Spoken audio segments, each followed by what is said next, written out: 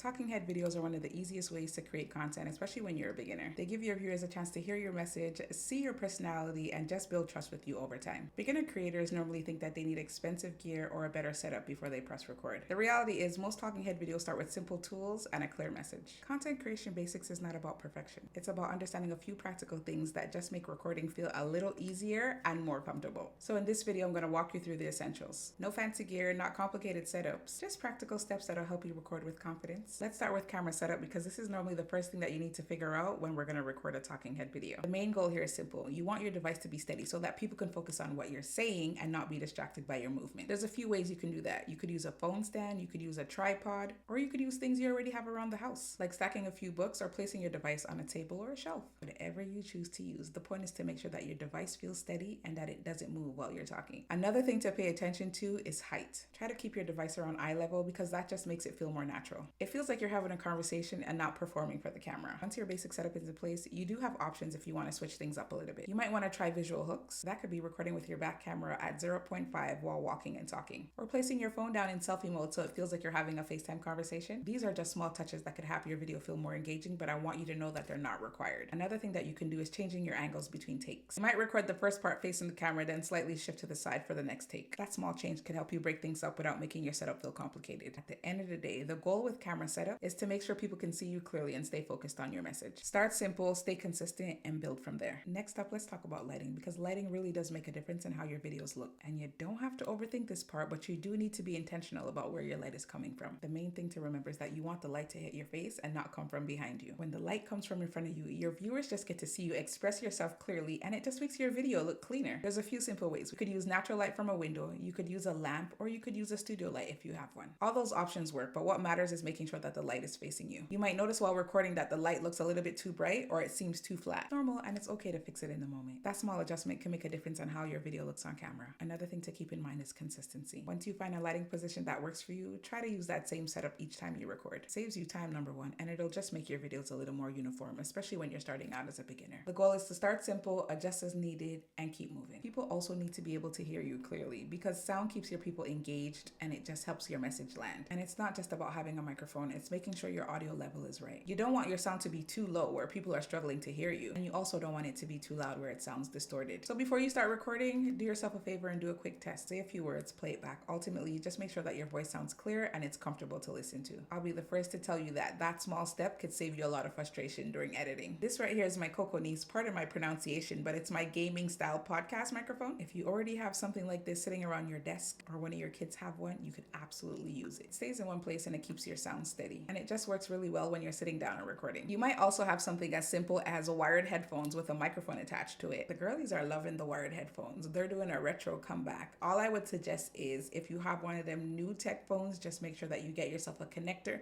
so you can plug them in. And I'm not gonna lie, they do the job just well if you're recording in a quiet space. See how I'm holding it? Nice and cute. So again, use what you have, but focus on clarity and just make sure your volume sounds balanced. Now, personally, I prefer using a wireless microphone, and this is the one that I use most of the time. This DJI wireless mic comes in the Studio Creator Pack when you purchase the DJI Pocket 3. What I like about it is the flexibility. I can move around, adjust myself, sit, stand, shift positions, and the sound stays consistent. And you'll also notice that sometimes people hold their microphones, even though you can clip it or use the magnetic clip. So I'll show you. So you can clip it, right? So if I wanted to, I could easily just clip it and I can continue talking to you guys. Or if I wanted to use the magnetic clip, I would just do this and have it sit in position. And honestly, holding the mic just acts as a visual cue. So when you see the girlies attaching it to their lip gloss, a spatula, or guys attaching it to their caps, it draws people in and it just feels normal, especially when you're still getting comfortable on camera. So feel free to use your microphone in whatever way that feels comfortable to you. At the end of the day, whether you're using a wired mic, a wireless mic, or a podcast style mic like this one,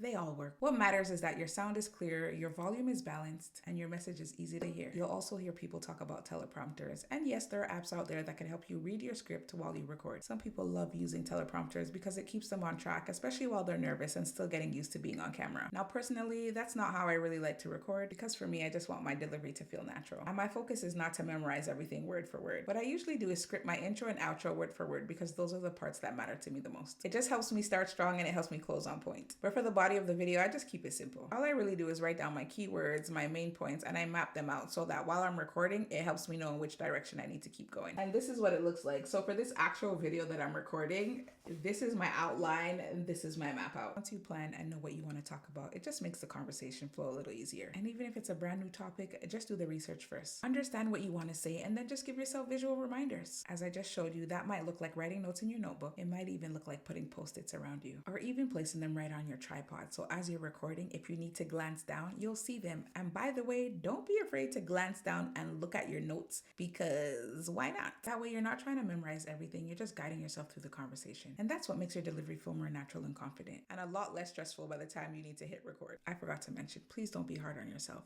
That's why we edit. We have tools like CapCut, Resolve, InShot, and all of that. So even if you make a mistake, know that you can remove it. And now that we've covered the camera setup and things like that, I feel like this next point that I'm going to talk about is something that a lot of beginners sleep on. And it's framing. Framing is simply just how you position yourself inside the camera view. And the reason it matters is just because you want to make sure that your video is wide enough so it can handle the edits. So if you decide to turn your long form video into a short form clip for Facebook, Instagram, or TikTok, or even turn a section into a carousel, you need to leave yourself enough room on the screen to do that. And trust me, you're also going to want space for things like closed captions, stickers, and overlays. And trust me, if you're way too close, them edits become way too hard to add, and sometimes we can't fix them at all. So here's the simple rule I always say: when in doubt, go wider, not closer. Because if your shot is a little wider, you could always zoom in later during editing. But if you record too close to the camera, trust me, you won't be able to zoom out. You can't create space that isn't there. A good rule of thumb is chest up and just a little space over your head. It gives you the flexibility and it just makes repurposing your content easier later. Framing is not just about sitting straight and talking to the camera. You could also change the style depending on the look you want. You could sit facing the camera like this, which is your traditional talking head style. But let's say you wanted more of a podcast style or an interview style look. You could slightly just turn your body to the side and angle your camera just a little bit. That tiny little shift could have your video feel more conversational and more relaxed, especially for my beginners. And if you do decide to try the podcast style and you're not sure where to look, here's a simple trick. Just set your eyes on one thing. It can be your light or it can be babes. Just pick a spot, and when you hit record, just keep your eyes focused there. That way it feels like you're talking to somebody and it just has your delivery come across more natural and confident. And that's really the goal with framing. Give yourself space, plan ahead for editing, and make sure people can see you clearly. When it comes to actually recording your video, there's actually two ways you can do it. You could record your video in one clip, or you could record your video in multiple clips. And honestly, both options work. Personally, I like recording in one clip, especially when I'm recording long form videos like this one. It just helps me stay in sync and makes the process feel more natural. The only time I really record multiple clips is if I'm changing scenes, moving spaces, or if I just want to add a little visual interest. And that could be something as simple as switching locations. So right now I'm in the studio recording with you guys, but if I wanted to add a different scene, I can just go into my living area. That's what people often call a jump cut. But honestly, don't worry about that right now because we're still in our beginning phase. We're still building camera confidence. So when we get to the episode where we talk about editing, remind me to talk about jump cut. If recording in multiple clips just feels easier for you, do that. And it could be something like maybe recording your intro first. Maybe you have 3 talking points, so you would record each talking point and then you would do your outro and then just bring everything together during your editing. There's no wrong or right way to do it. Do what makes you feel comfortable, number one. Do what's going to make you stay consistent and keep your process simple so that you can focus on delivering your message. I'm so excited because now that you're ready to hit record, I want you to take a moment and hype yourself up if you need to. That might mean putting on your lip gloss, putting on your favorite baseball cap, adding that Ruby Roo lipstick, or making yourself a cup of coffee or tea. Whatever helps you feel ready,